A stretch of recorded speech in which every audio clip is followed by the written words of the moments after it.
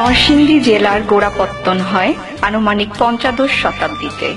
রাজা নরসিংহ প্রাচীন ব্রহ্মপুত্র নদের পশ্চিম তীরে নরসিংহপুর নামে একটি ছোট নগর স্থাপন করেছিলেন। কালের বিবর্তনে ব্রহ্মপুত্র নদের অসংখ্য চরের পাড়ে বসতি গড়ে ওঠে।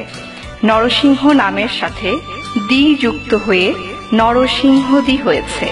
নরসিংহদী শব্দের পরিবর্তিত রূপ নরসিংদী।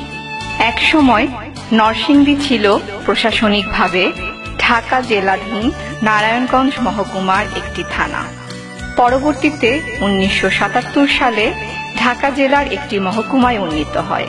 ১৯৮৪ সালে নরসিংদী সদর, পলাশ, শিবপুর, মনোহরদী, বেলাবো এবং রায়পুরা এ ৬টি উপজেলা এবং নরসিংদী পৌরসভা নিয়ে নরসিংদী জেলা ঘোষণা করা হয় এবং শুরু হয় জেলার যাত্রা।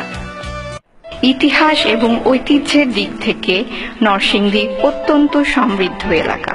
নরসিংদীকে রাজনৈতিক, সাহিত্যিক, সামরিক ও বেসামরিক ব্যক্তিত্বরা মহিমান্বিত করেছেন।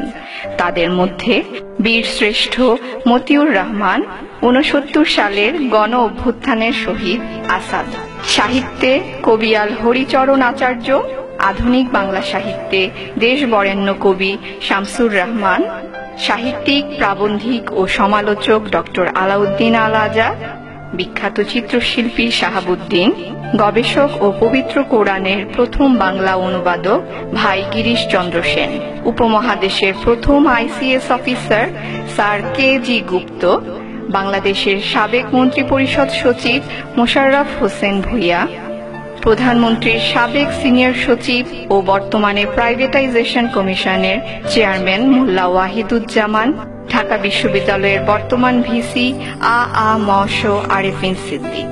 ইতিহাসের পাতায় অনন্য আবিষ্কার ২.৫ থেকে ৩,০০০ বছরের প্রাচীন সভ্যতার স্বাক্ষর বহনকারী বেলাবো উপজেলার ওয়ারী বটেশ্বর।